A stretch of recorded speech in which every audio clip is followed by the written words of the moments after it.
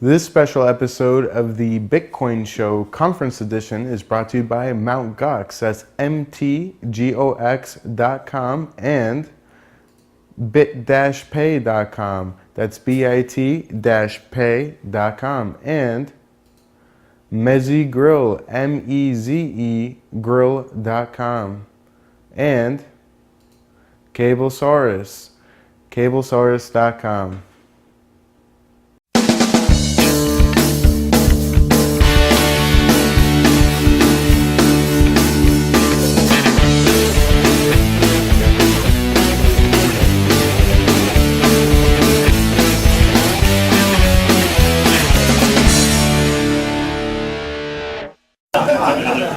And we're like, no, this is our stuff. We did this. And yeah, that's why we have where it's good that we have Googlers in the community, so you can still get a very short link to Google to sort stuff out. But again, I want to emphasize that I was like, well, how did I become this? But okay, I'm going to do this now. So because I was excited about Bitcoin, and even though I sort of slid into the role of this evangelist guy who's now running on sessions and giving talks and so on, I just said, okay, look, I love this stuff, and I'm going to do that. So in this particular presentation, I've sort of taken out the part of what's Bitcoin, because I figure that, quite a few people who might know that. So what I want to talk about is some of the problems that I found with Bitcoin, especially after releasing the video. So the first thing you have to do when you download a client, obviously you have to download the blockchain, and I guess the previous speakers have talked about that quite a bit. So the blockchain is just this, this chain of blocks with all the transactions right in there, and it means basically downloading the entire history of all transactions that all human beings have ever done on this network. And obviously that's not sustainable to do forever, and people always have to download this whole thing. So it's 140,000 of these blocks. I mean, it's a bit more, it's around 41,000. And so when I did this presentation, it was about 620 megabytes, and it took 6 hours when I tested it, but I've heard, like Gavin said, it can take several days. So it's obviously, it's not particularly good. So, and, okay, so the other thing the other problem that I saw, and what actually happened to me is, if you have a wallet and it is your money, you want to keep that secure. So what I did with the bounty that we won with the animated movie is I actually created a virtual box where I kept the wallet. I also created a Dropbox account and put an encrypted version of the wallet on there with TrueCrypt encrypted. And also bought this high security hardware USB key, okay, and I put a copy in there. Now the thing was that at some point there was an update to VirtualBox, and it was pretty complicated how I actually updated that. And the long story of it, or the short story of it, is that that version is gone. So at that point, I was not too nervous because I knew I had 2 backups, so I was just going to restore it and everything was fine. So I looked into my Dropbox, and I decrypted the TrueCrypt volume which was on there, and it was empty. There was nothing in there. And so in retrospect, what probably happened was that I wish I could do that in real life. Okay, so yeah, there's nothing in there. There's probably 2 computers logging in and sort of like overwriting each other's versions. And because it was more than 30 days ago, I couldn't restore it and it was gone. And then the final thing was the iron key, and this thing actually lets you only try your password 10 times. So if you don't remember your password anymore, because you've been working really hard for 3 months and never really sleeping and didn't really think you needed that backup anyway, you can basically lose the entire wallet even though you've made. But this is pretty much the backups that we recommend, I think, even if you have a higher amount of Bitcoins, or at least that I used to recommend. And back when I lost it, it was worth about $140,000 or something. So it was. I spent a week trying to restore it, and since then I've been interested in wallet security. So yeah, that's not good. And just in case you think that I'm the only idiot who could do something like that, there have been other cases, and they're equally bad. So really, in this case, the Mt. Gox covered it, by the way. So, but it still shouldn't happen, right? We shouldn't have to cover it. And then another thing is that recently, it's just an example from something I heard, is like Metasploit is coming out. Metasploit is sort of a hacker toolkit. And I was reading through the release notes and I was like, yeah, you have new Metasploit. It said, yeah, there's a couple new post-exploitation modules for dumping passes. Okay. And oh yeah, they don't support Bitcoin. So if you actually own any computer with Metasploit, it will automatically download the wallet if there's one on there. And so definitely the hackers are sort of scaling up the attacks. So we need some, as Gavin said, much more fundamental protections against theft and loss. So let's apply some common sense to the problem. So Bitcoin actually consists of several different components. The component we've already mentioned is the blockchain, which again is this data structure where all the transactions are hooked into. And then there's the UI where you just, you have your address book and you may have like integrations with exchanges that show you balance there. You enter transactions, whatever, all the kind of stuff you can do in an interface. And then finally you have your actual keys, right? So these are the things this is what you really have to protect. So if we look at the properties of these three things, like the blockchain is huge, okay, it's very, very large, and that's the main problem with it. It's also global and it's public, so it's no big secret, everyone can download it anywhere. So because of these properties, like that should go on a server, right? It's huge, it's global anyway, and it's public anyway. So that's something, why should everybody have a copy of that? And you put that on the server and you let people query it. Like, you wouldn't download all eBay, auction offers just to like do one auction, right? You would just connect to the server that has all the data for you. Then the UI, obviously, it's complex, so there could be all kinds of features. Like right now, it's simple, but it's going to get more complex in the future, I think. And so, like, it can't. I'm going to say later why that's important, but so it's not as simple as something that we can predict how it's going to look in the future. It's personal, so it doesn't. Everyone has a different sort of data in the UI, so you can have like a address book and all kinds of stuff, and you have different people that trade with. And it's private. You don't want this information to be public. So obviously, you want to run this on the client somehow. And then finally, you have the wallet, which is very simple. All it does is just store keys and sign things. And it's also personal, like that applies to you. And it's also something where we have to worry about because we have to keep it very secret. So ideally, you want to have this on a hardware device. So we want a device that never gives the keys away, and you just sort of send a transaction to the device and look, is it correct? And if it's correct, you say, okay, I signed this. And so I was looking for a platform for the server, and I have to say, like in the beginning, I went with a pretty open mind. So I did look at Scala, and I did look at a couple other things. I knew it was going to be a peer-to-peer node, obviously. It would have to be real time, so it would have to be able to, if something happens on the network, it would have to be able to perform other components without any delay. It would have to have a JSON RPC just because I want it to be as consistent with the main client as possible. And finally, it would have to maintain a lot of connections because if you have 1,000 people logging into their wallet, you want them to all be able to use it without any conflicts.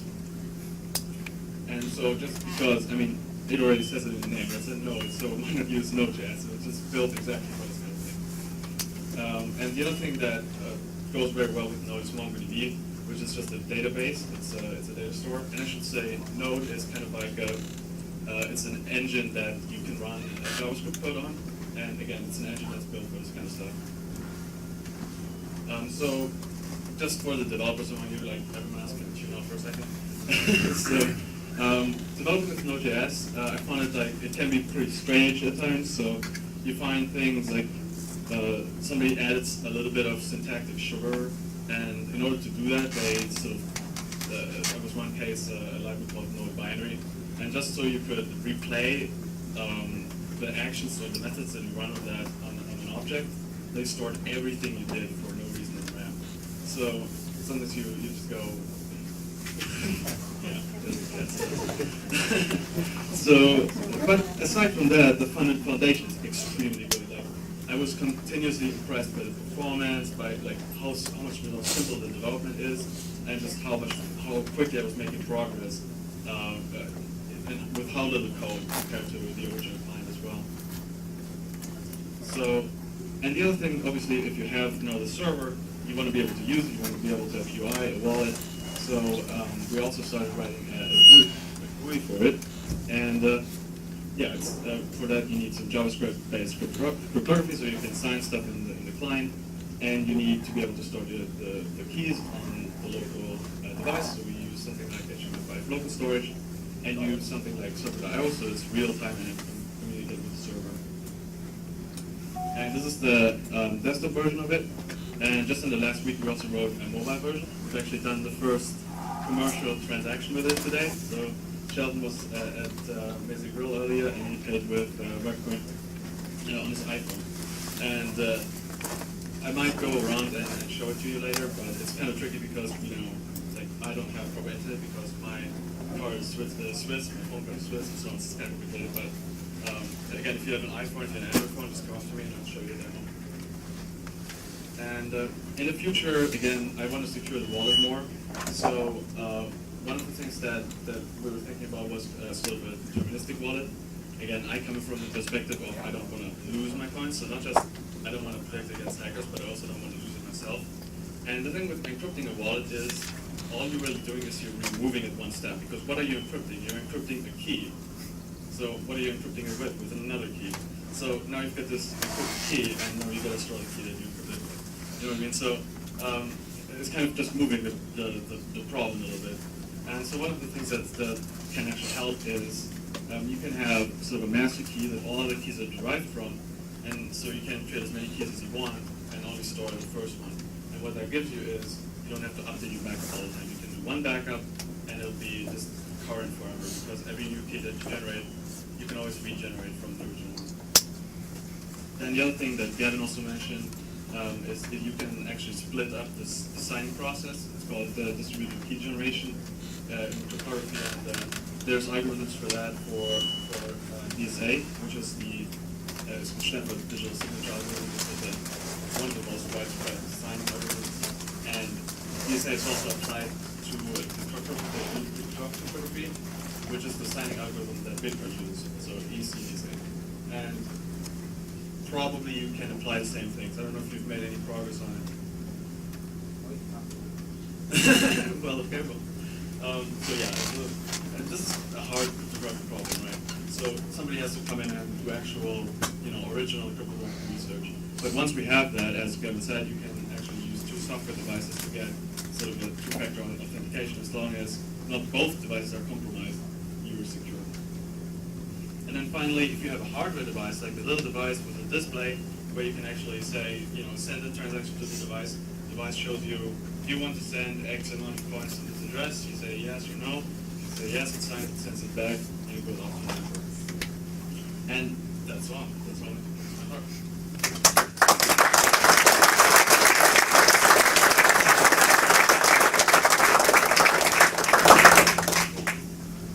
And if you want more information, you can obviously go to our GitHub repository. Everything I've talked about is open source already. Like we've pretty much the first line we wrote, we open source it the same day.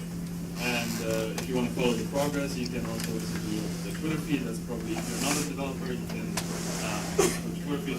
And if you have a smartphone, you can actually try this out. Our prototype. Again, I have to stress that this is a prototype, but you can log in with your smartphone on webcoin.ch and play around with it. Don't use too much money. So, any questions? Right there. Right. So there was already a library for what's called big integers, so big integer math, and somebody had built on top of that a elliptic curve implementation. And what we then built on top of that is the digital signature algorithm for elliptic curves. So sort of there was three steps. Two were done for us, and we did the last one. Sorry? For when did you do this? Which part of the wallet did you do this for? Okay, so when you want to write a transaction, you have to sign it with an elliptic curve cryptography key, right? With an elliptic curve signature. And so the most difficult function that you actually need to have is just the signature algorithm, right? All the other stuff like all the transaction format and so on, you can use binaries. And then when you communicate with the server, you can convert the binary to anything you want, like base 64 or whatever you want. Send it to the server, and the server will send it out to the network. aware of a project called CryptoCat? CryptoCat? It's a JavaScript chat, web-based chat system written by a guy from Canada. Perhaps they're using lots of the same kind of software theory that you are doing. That's very possible. So the library that we're using, so the question was, do I know CryptoCat? Is that the scope? No, I don't. But the library that we're using is extremely popular. So the JSPN library is extremely popular. It's part of the Chrome benchmark suite that they run against every single Chrome release. So it's really well optimized and it's really, really well tested. So it was a great library. If that didn't exist, it would have been really difficult. Any more questions? Right here. So, yeah, I mean, the first time I heard anybody working on this was Artforks, who said that he's one of the big miners. He played around with FPGA mining and so on. And I heard that he was sort of thinking about working on it. And since then, I haven't really heard anything about it. What we're probably going to do as the next step is we're going to develop a software implementation of that device. Now, that doesn't really, that sounds like, okay, you want a hardware device, so why are we writing it as software? But what you can do with that is you can define all the protocols, and then sort of the stuff you develop in software, you just port it over to a hardware platform. And you don't have to define anything, and people can test already, and you can establish all the standards. Okay. Right, thanks for your attention.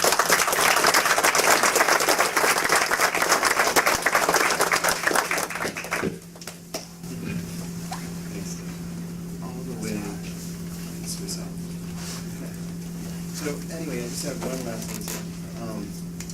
Knockbox is I'm a big advocate of security. Not just a Bitcoin enthusiast now. I've been kind of encouraged to promote security, right? One of the things that I advocate now is two-factor authentication, and there are a lot of systems for that. And so, obviously, Knockbox being the majority of the market share, it's very important. I noticed that one thing I figured out is that these USB security keys are pretty much immune from viruses, because if you're using an e-wallet system, whatever, where the wallet file is not in your system, this is mainly for non-technical people who don't even trust their own skills enough to do all the steps that they have to do securely. You've got it out there on another system. You use a second, two-factor authentication, and that it eliminates the problem of the keyboard capture viruses and Trojans, because the password's only good for a couple seconds. You know what that means. So anyway, Knockbox has one. A lot of these exchanges have one. Knockbox has one called a YubiKey. So they've asked me to say, for you guys who are watching or you here, the first 20 people who send an email to me, Bruce at onlyoneTV.com, with a free YubiKey. Email me quick. Thanks everybody. Really, really, really happy you're here. We'll see you in Thailand in February.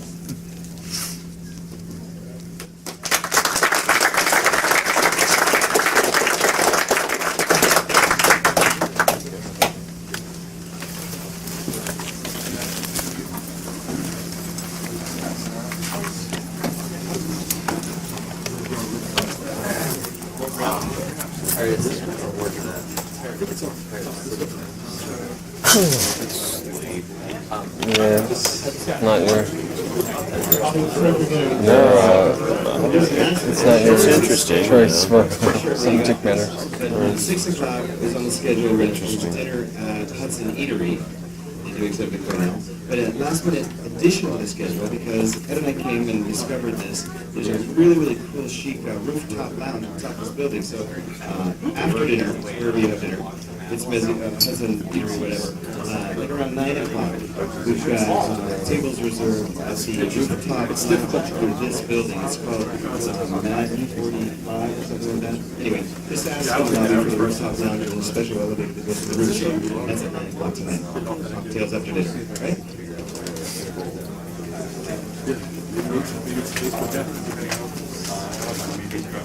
Oh, it's over. I can put it all away. We gotta go to the studio and drop everything off, and then we can.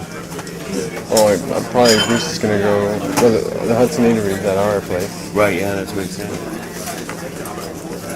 episode of it. A special thanks to our sponsors, the first, Mt. Gox, mtgox.com. You know them by now. They are the largest exchange for Bitcoins. They are now taking the British pound, Australian dollars, and Canadian dollar. Should be here any day now. The euro is now here with the Bitomat acquisition. Mt. Gox mobile app is now on the Android market. It allows you to take Bitcoins on the go. And finally, with the USB security device, the YubiKey, it protects your account even on compromised computers. And brought to you by BitPay, that's BIT-Pay. They are the official merchant processor for the Bitcoin conference. They allow you to accept payment in Bitcoin and receive US dollars instead. Super simple to integrate into your website. We did it.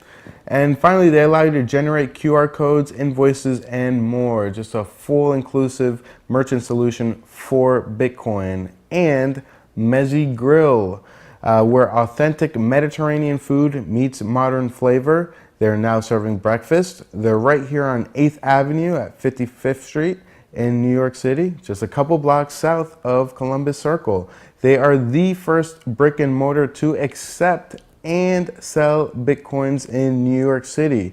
There are also worldwide franchising opportunities available, and we did eat there for the conference and it was delicious. And Cablesaurus.com, that's Cablesaurus like a dinosaur. It's quality and fastly shipped specialty mining gear, gaming gear, and PC supplies shipped directly from the USA. Free shipping is available. They offer the best gear for miners and gamers such as PCIe extender cables, GPU and PSU dummy plugs, riser converter cards, dual PSU cables, watt meters, and more essential mining gear. If you're a miner, you know what it is and you know that you need it. Thousands of satisfied customers in the Bitcoin community accepting payment in Bitcoin and dollars. Again, that's Cablesaurus.com.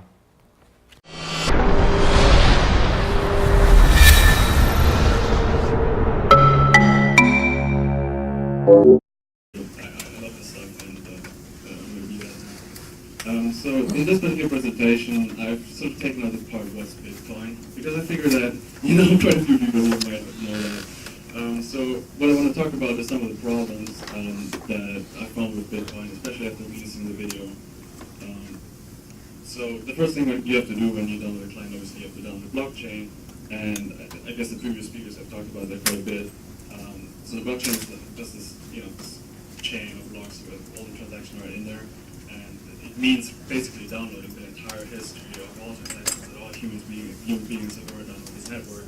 And obviously that's not sustainable to do forever. Like people always have to download this whole thing. So it's 140,000 of these blocks. I mean, it's a bit more. It's 141,000. And so when I did this presentation, it was about 620 megabytes, and it took 6 hours when I tested it. But I've heard, like Gavin said, it can take several days. So it's obviously it's not particularly good. So. And okay, so the other thing the other problem that I saw, and what actually happened to me, is if you have a wallet and it's basically it is your money, you want to keep that secure. So what I did with the bounty that we won with the animated movie is I actually created a virtual box where I kept the wallet. I also created a Dropbox account and put it in.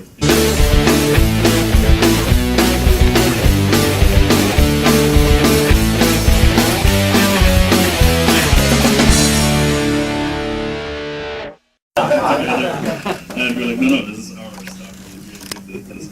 And yeah, that's why we have where it's good that we have no Googlers in the community, so you can still get a very short link to Google to sort stuff out. But again, I want to emphasize that I was like, well, how did I become this? But okay, I'm going to do this now. So because I was excited about Bitcoin, and even though I sort of slid into the role of this evangelist guy who's running around and giving talks and so on, I just said, okay.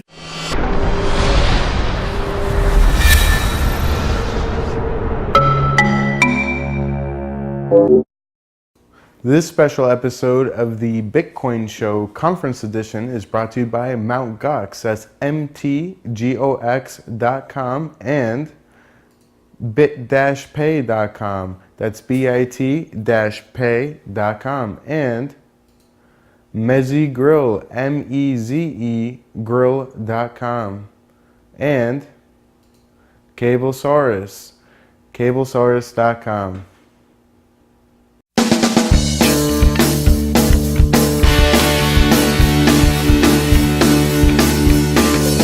Encrypted version of the wallet on there with true encrypted, and also bought this high security hardware USB key, okay, and then put a copy on there. Now the thing was that at some point there was an update to VirtualBox, and it was pretty complicated how I actually updated that. And the long story of it, or the short story of it, is that that version is gone. So at that point I was not too nervous because I knew I had two backups, so I was just going to restore it and everything was fine. So I looked into my Dropbox and I decrypted the true volume which was on there, and it was empty. There was nothing in there. And so in retrospect, what probably happened was that I wish I could do that in real life.